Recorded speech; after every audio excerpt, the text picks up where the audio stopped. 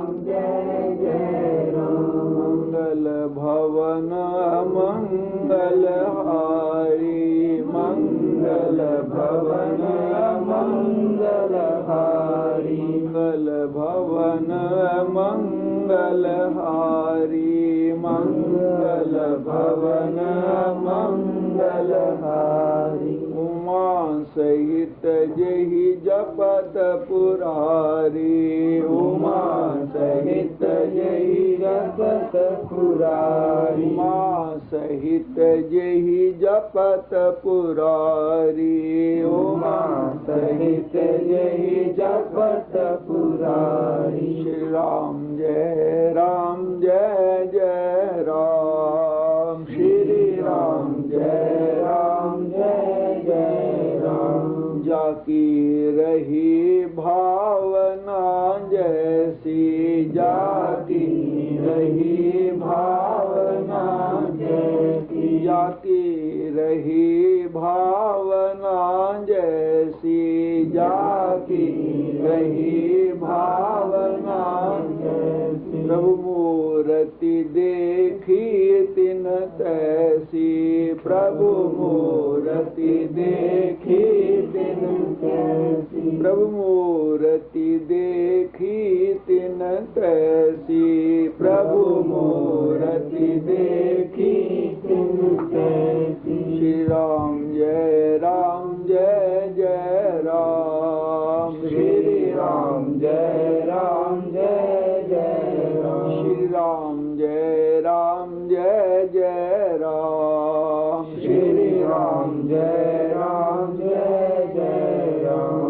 मंगल भवन मंगल हारी, मंगल भवन मंगल हारी, मंगल भवन मंगल हारी, मंगल भवन मंगल हारी। द्रवौ सो दशरथ अजिर बिहारी, द्रवौ सो दशरथ अजिर बिहारी। श्री राम जय जय राम, श्री राम जय जय राम।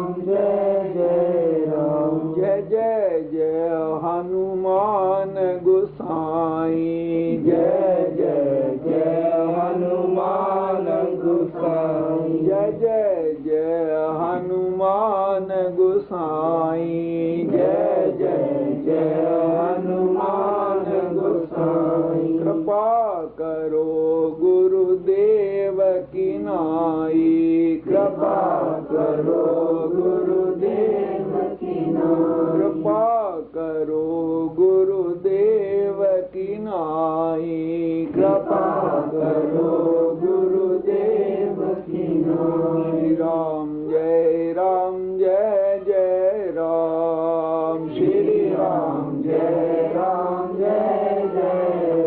जा पर कृपा राम की होई, जा पर कृपा राम की होई, जा पर कृपा राम की होई, जा पर कृपा राम की होई। ता पर कृपा करे सब कोई, ता पर कृपा करे सब कोई। श्री राम जय जय राम, श्री राम जय जय राम। सत्संग विवेक न होई, बिन सत्संग विवेक न होई, बिन सत्संग विवेक न होई, बिन सत्संग विवेक न होई। राम कृपा बिन सुलभ न सोई, राम कृपा बिन सुलभ न सोई, राम कृपा बिन सुलभ न सोई, राम कृपा बिन सुलभ न सोई। श्री राम जय जय राम, श्री राम जय जय राम, श्री राम जय जय राम, श्री राम जय अंश जेव अविनाशी, ईश्वर अंश जेव अविनाशी, चेतन अमल सहज सुख राशि, चेतन अमल सहज सुख राशि, सो माया विष भयउ गुसाई, सो माया बस भयउ गुसाई, बंध्यो की रमर कट की नाई, बंध्यो की रमर कट की नाई, श्री राम जय राम जय जय राम, श्री राम जय राम जय जय राम, षट सुधरई सतसंगति पाई, षट सुधरई सतसंगति पाई, पारस परस कुभात सुहाई, पारस परस कुभात सुहाई, श्री राम जय जय राम, श्री राम जय जय राम, श्री राम जय जय राम, श्री राम जय जय राम, सियापति रामचंद्र महाराज की जय।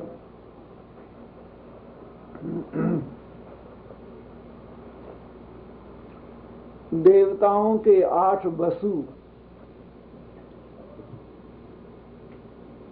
घूमने के लिए निकले और घूमते हुए ऋषि के आश्रम के नजदीक जो गायें नंदनी घूम रही थी उसको पकड़ कर ले गए। ऋषि जब वापस लौट करके अपने आश्रम के अंदर आए तो उन्होंने देखा कि नंदनी गाय नहीं,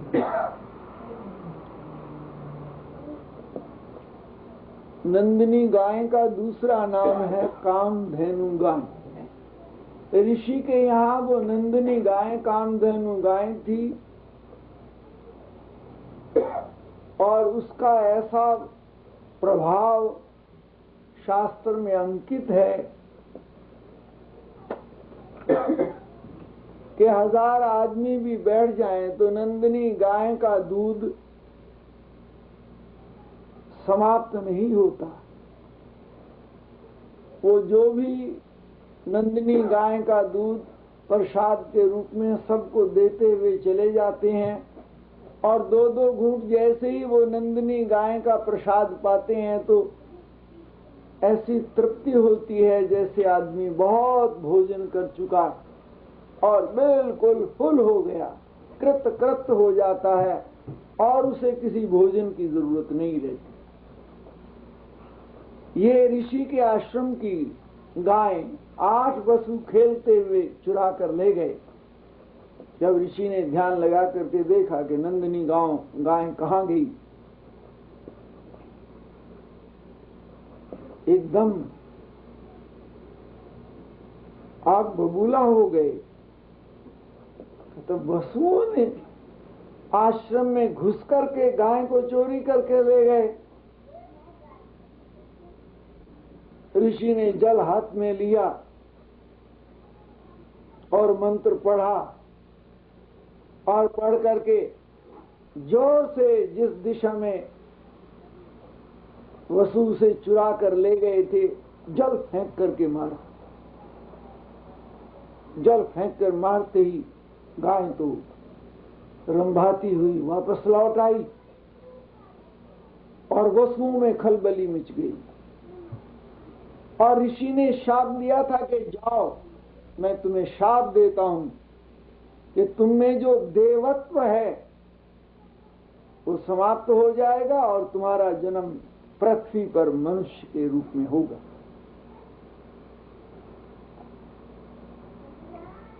आठ वसु घबराए हुए और दूसरे देवताओं को लेकर के मुनि के आश्रम में आए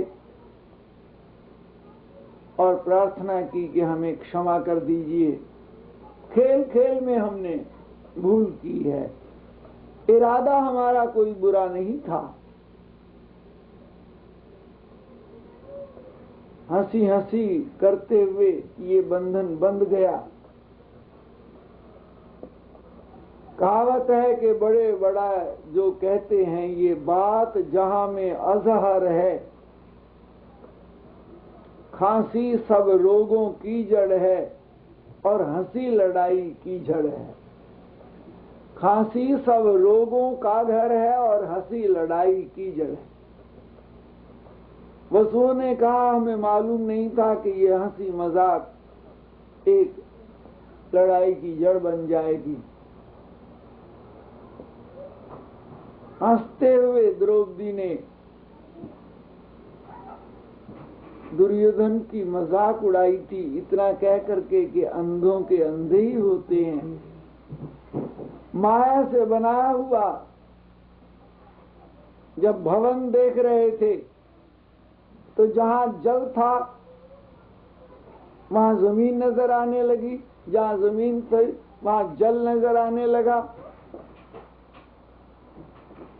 और दुर्योधन जा रहा था, उसे जल नजर आया तो उसने अपने कपड़े ऊपर चढ़ा करके और चलने लगा। और इसके बाद जहां जल था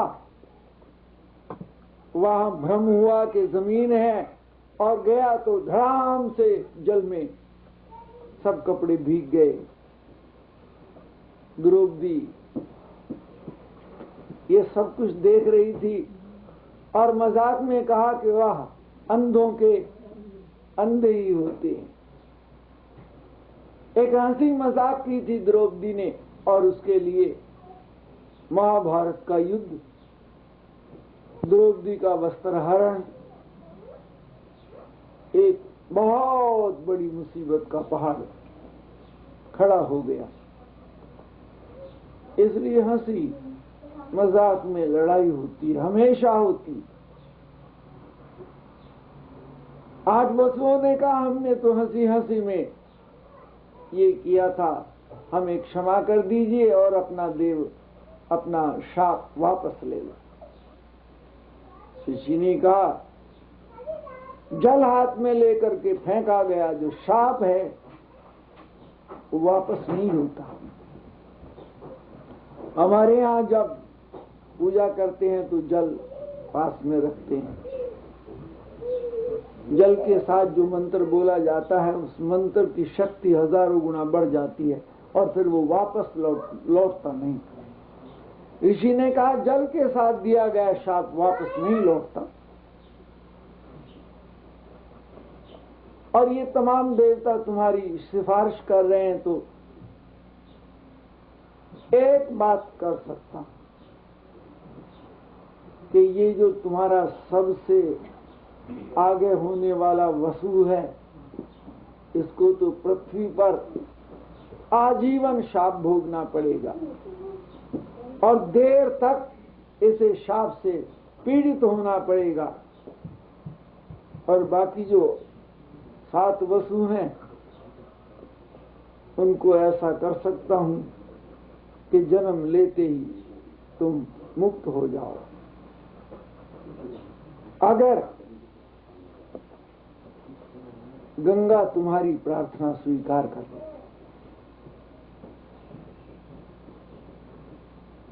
अब 8 वसु गंगा माता के पास गए।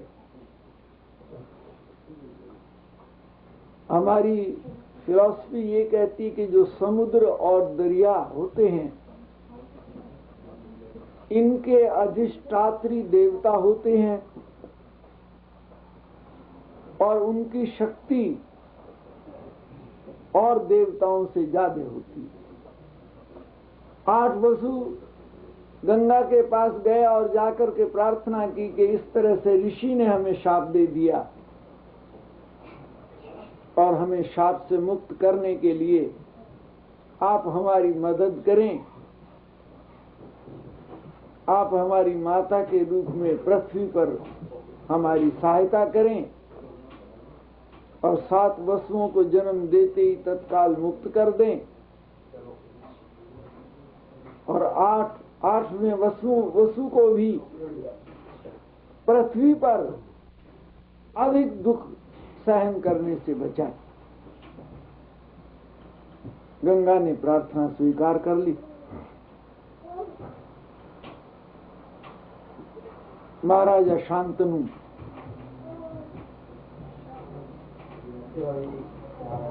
घूमने के लिए जा रहे थे। अनायास एक दरख्त के नीचे महाराजा शांतनु ने एक स्त्री को खड़े हुए देखा और अवाक रह गया। साहस के साथ, धीरज के साथ महाराजा शांतनु वो जो गंगा स्त्री का रूप धारण करके दरख्त के नीचे आकर खड़ी हुई थी, उसके पास आए और उसने कहा, देवी तुम कौन हो?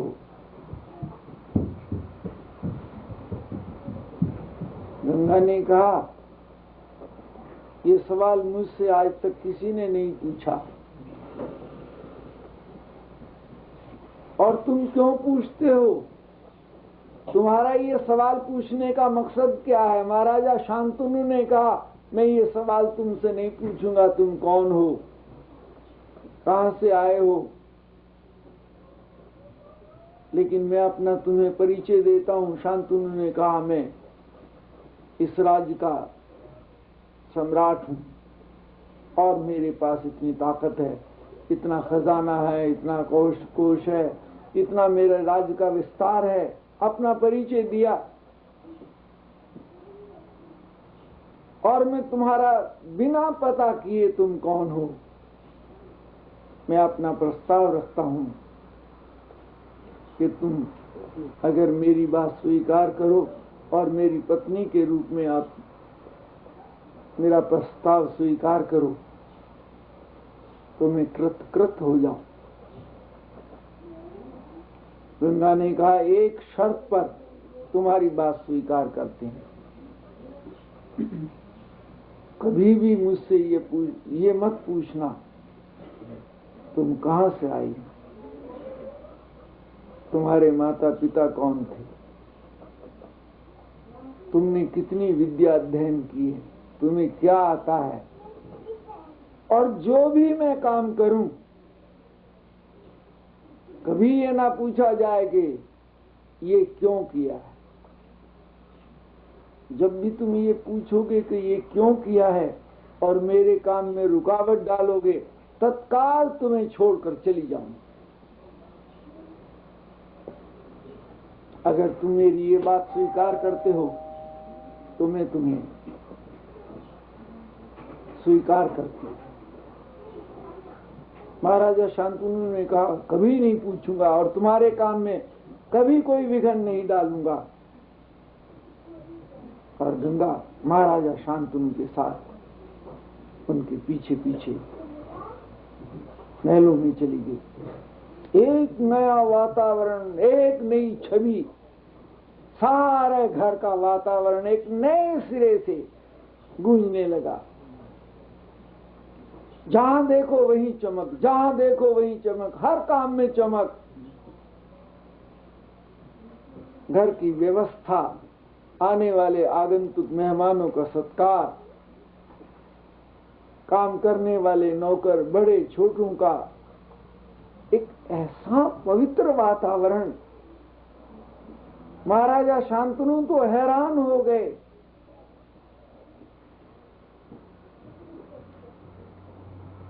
पहले बालक को जन्म दिया गंगा ने,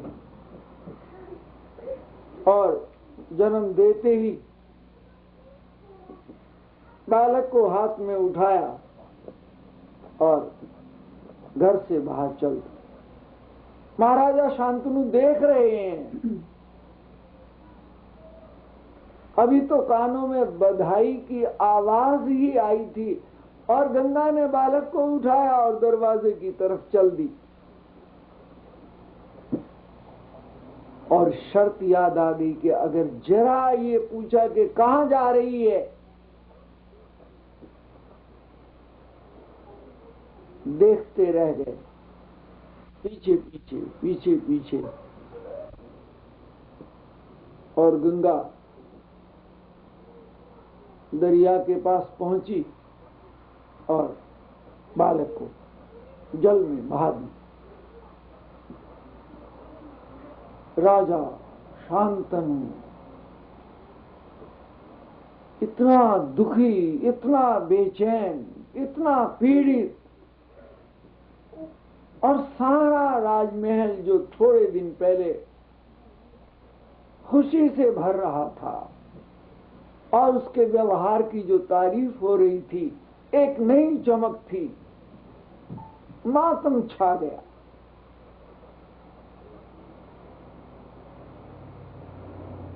जो भी इस बात को सुनता था, सबके होठों पर एक ही सवाल था, ऐसा इसने क्यों किया? कोई माता ऐसा व्यवहार बिना कारण के क्यों कर सकती? लेकिन किसी ने पूछने का साहस नहीं किया।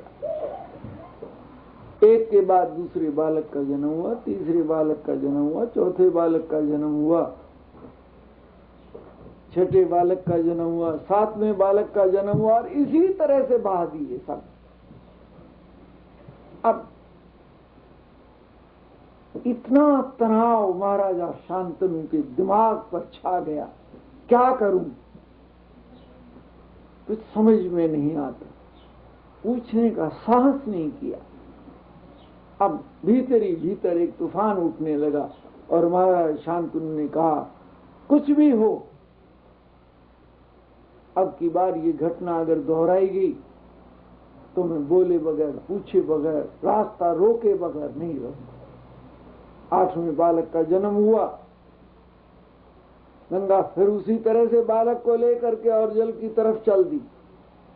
महाराजा शांतनु ने रास्ता रोक लिया और रोक करके कहा, देवी तुम कौन हो और ये क्यों कर रही हो? आज ऐसा अनर्थ देख करके मैं चुप नहीं रह सकता। गंगा खिलखिलाकर हंस पड़ी और कहने लगे, बस तुम्हारी शर्त पूरी हो गई,